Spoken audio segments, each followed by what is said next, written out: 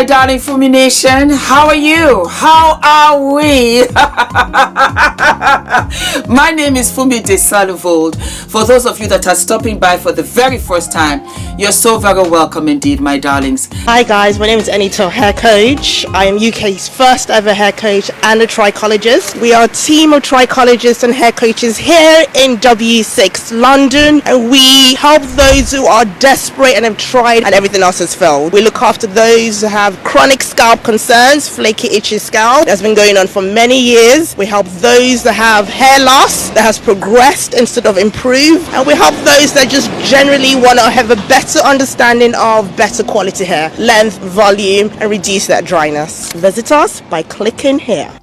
So Diddy Poo was in hospital. He left the prison and he was taken to a hospital for a minor thingy-majig. As a matter of fact, let me pull that up just to see what I'm working with.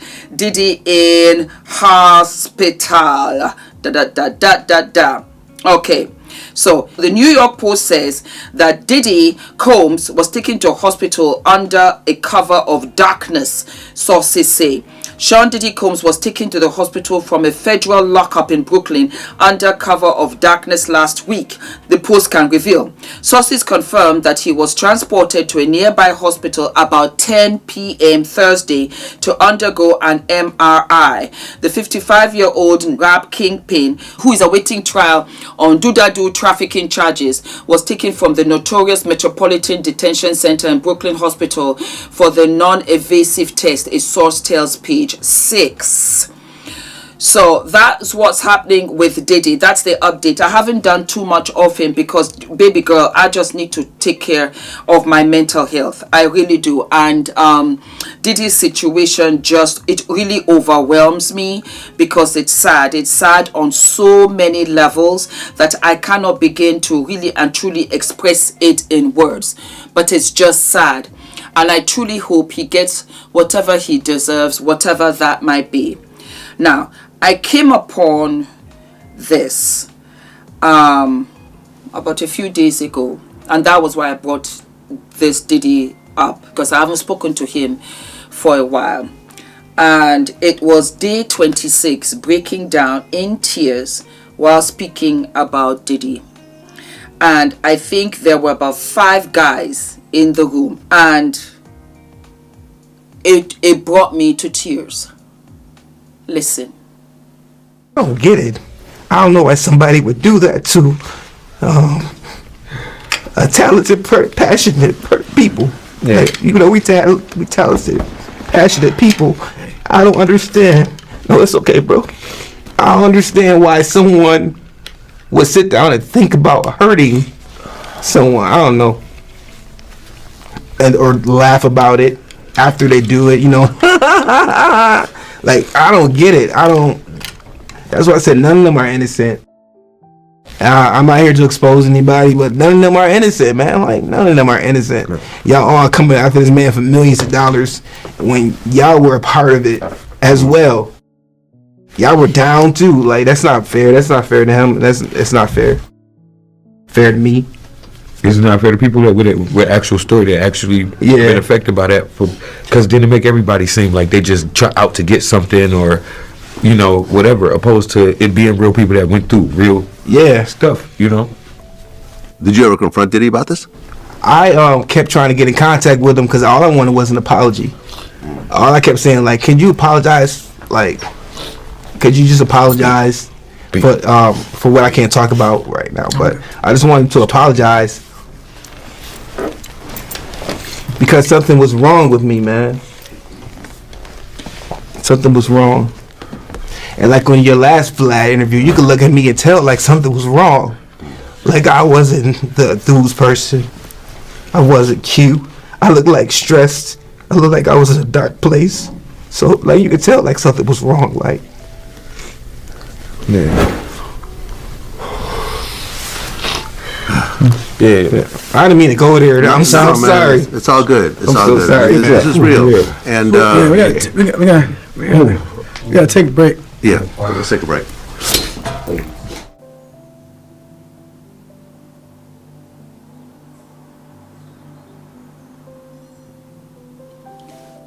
Whatever happened to him, whatever happened to them, I believe him 1,000,000,000%. This is what I'm talking about, the trauma. You think that you can get away with it, but you really delete these people spiritually, emotionally, mentally. They're not able to function. They are struggling. They just sit there. They don't know what to do. It affects the families that they in turn have created. It affects their careers. It affects their everyday for an obsession of what? I hope Diddy gets life. I hope that he gets life and he never sees the light of day. And I think for me, you know, what really killed me, he said he tried to get in touch with him just to apologize for what he had done. All I wanted was for him to apologize, to say, you know what, I'm sorry. And you know, nobody's hands are clean. I want Diddy to be I want him to be that week where he says, I'm not going down by myself, and he drags everybody. I mentioned it in the other episode when we had Lyman running around lying that he had fans, fake fans, all around him for signatures. It's a horse and pony show. Protect our children. In order to protect our children, would we take our children to the lion's den? We would not. These are all wolves. These are all dangerous people that we let run around because they got more money. They should even retract that, because the money was not earned. It was given to them because you think that they are bigger than anything, that they are this, that they are that, and they are not. Just looking at this guy, how he went, just looking at day 26, just looking at him, you know, and you know, the brother put his hand on him and he was like, you know what, I'm okay, because he really just wanted to speak his mind. He said, stop, you know, I'm okay, thank you, bro. And he went on because it came right to the surface. As courageous as he was at that point, he was like, I'm okay, bro, I need to speak on this. And he just went on. What did you do? Why? Why?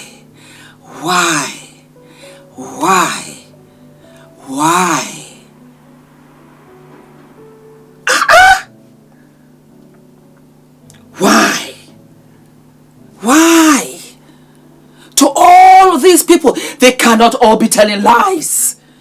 They cannot all be telling lies, Diddy. Why?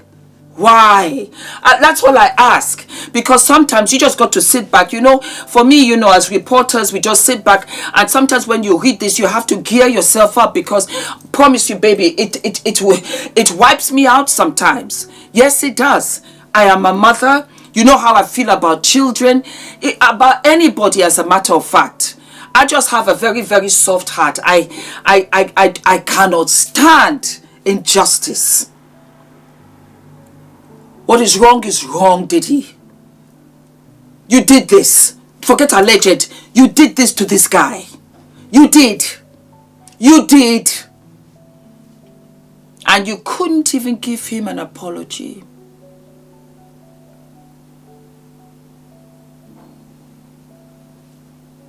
Everybody that was with him and co-signed on this, you gotta go. I am really for wiping out Hollywood. Let it burn to the ground. And let's start again. No pun intended, but you know what I mean. Let it burn to the ground. Take everybody guilty suspect out.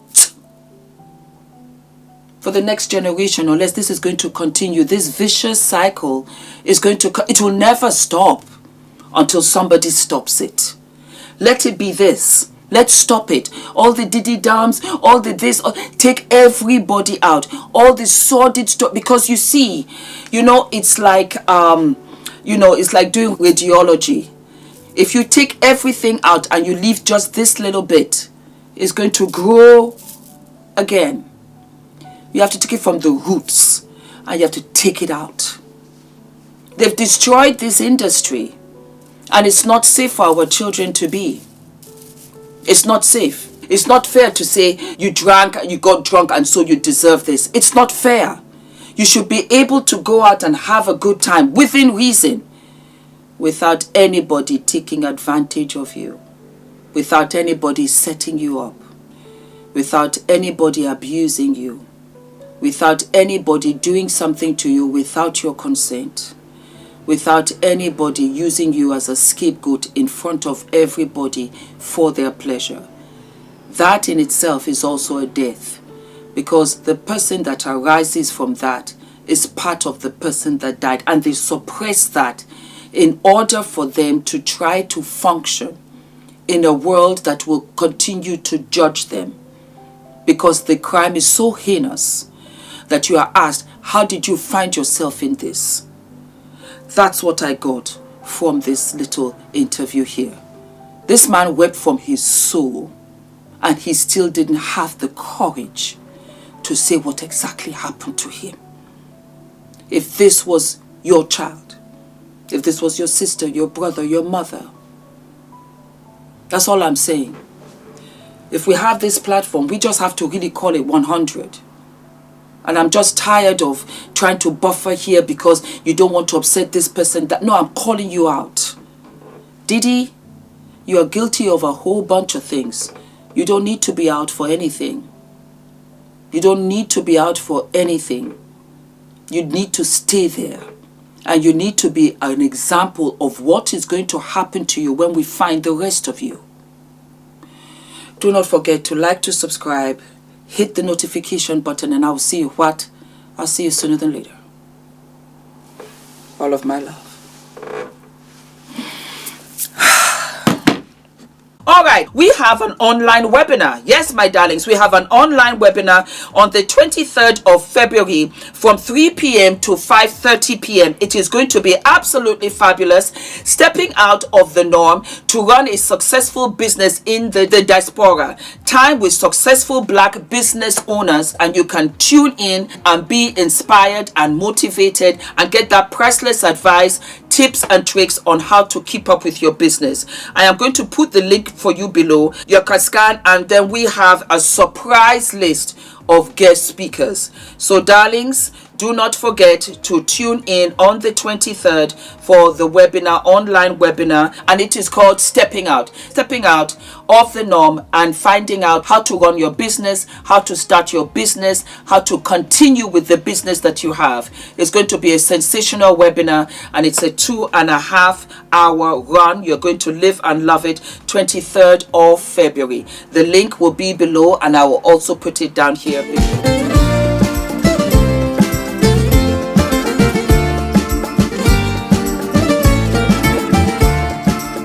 Value of the information that we were given. So it's not overwhelming. It was very clearly laid out. It was accessible even for someone that's not familiar with public relations. Now I'm leaving, feeling more PR ready. What I thought I knew, I now know more. What I came to do, I've done so much more. If you are serious about really growing your business or growing your brand, then like this is really this is a must.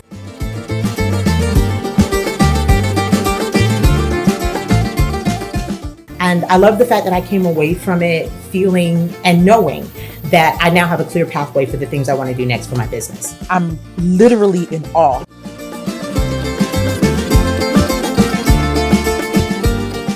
I feel like I can pitch.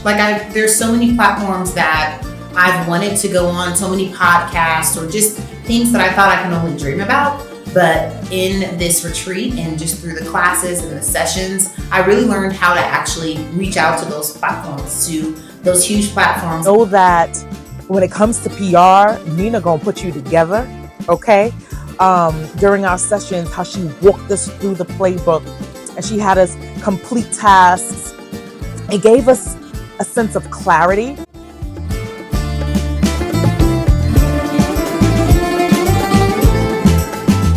Nina, you did that. You brought a group of amazing women together and you helped us bond, see our worthiness, and yeah, it was everything I could have dreamed of and more.